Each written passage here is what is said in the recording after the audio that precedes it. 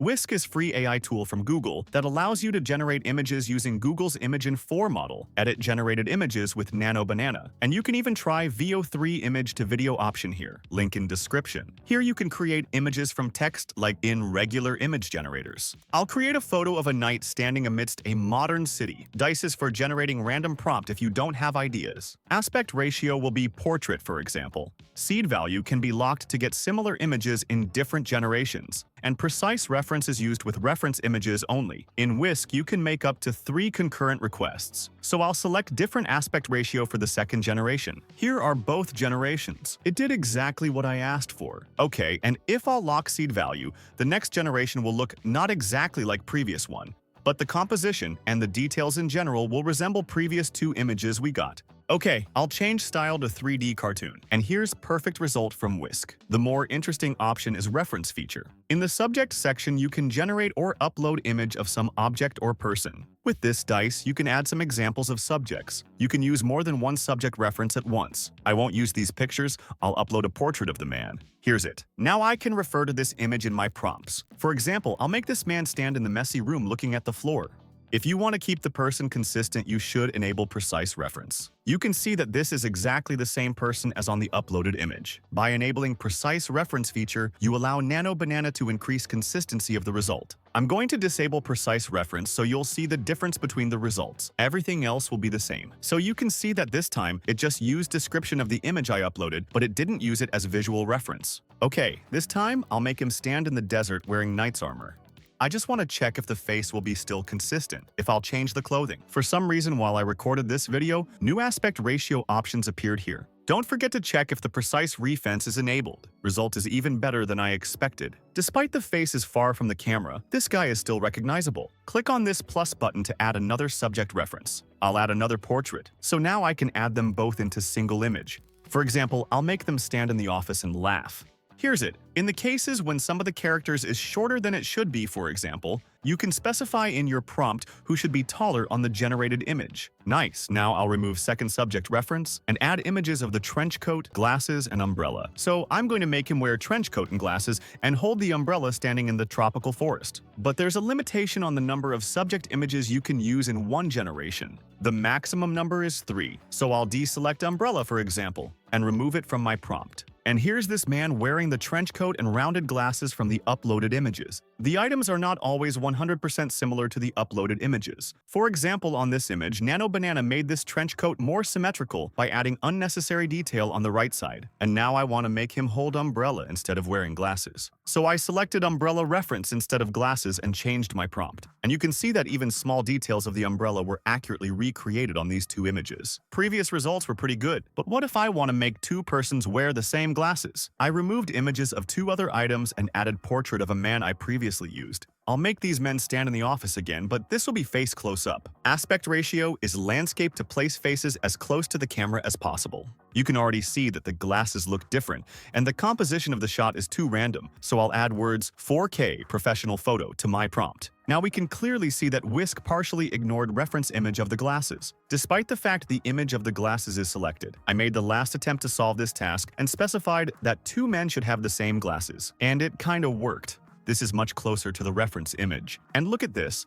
I can click on this button so I'll be able to edit reference image I uploaded. Here's automatically generated description of this image. It was used to generate images with the man when I disabled precise reference option. Here, you can make edits of this image. For example, I'll make the t-shirt purple. Here you always get 2 variations of the edited image. Don't worry about the original picture. It will be stored in the bottom of the history sidebar. Here are the edited versions of my image. The pattern remains the same, but the background color is changed to purple. I want to edit the image further and make his hair shorter. When you are happy with the result, just select preferred variation and close editing tool. Don't forget to check if all the references you need are selected before making new request. I'm going to edit image of the glasses too. I want to make the glasses orange without changing shape or other details. Okay, but I want lenses to be orange too, so I'll make another edit. It's ready to use, so I'll generate a couple of images using the edited versions of the references. As you can see, this works pretty good. Here you can also add scene reference. I want to make him sit on the coast of the sea on the next couple of images. I created variations with landscape and portrait aspect ratio. Of course, scene reference can be edited too. I want to add small ships on the distance. Here's first variation, and here's second one. I like the first one, and I'm going to make the sky saturated orange. I think it's pretty obvious that we use Nano Banana model when editing reference images. Both variations are very similar in this case, and here you can see a couple of images I created with this new scene reference. Ships on the distance and new lighting are here. And the third reference option is style. I added 3D cartoon style image. I won't change all the other settings or prompt. Very nice result, but for some reason it changed t-shirt to the shirt of different style. Okay, I'll add another style reference that is cartoonish but a little bit more realistic than the previous reference image. All the other settings are the same.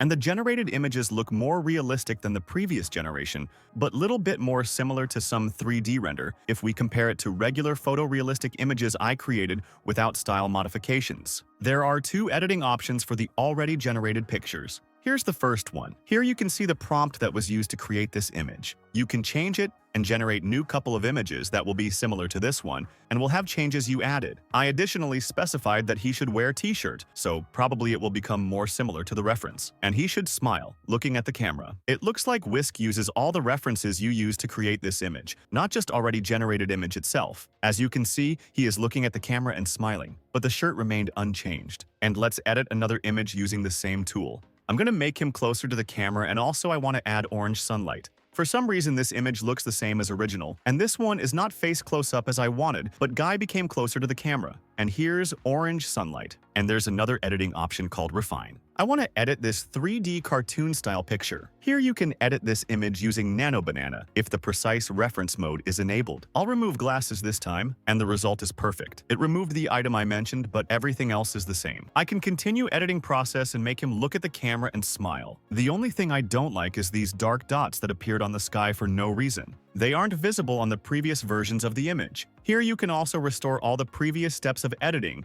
as well as the original image. All the edits you make in refine mode will appear in the list of generated images. Okay, let's finally create some video. In Whisk, you can animate images you've generated here. But remember that only pictures with landscape aspect ratio can be animated at the moment. After clicking on the animate button, you'll be able to describe the video you want to get. In the right upper corner, you can see amount of free video generations left. On the free account, you can create 5 free videos per month using Veo 3 on a single account. All the videos here are generated with sound by default, so don't forget to describe the sounds you want to hear in the video. I specified that I want to hear sounds of the sea and seagulls. Generations always take around a few minutes.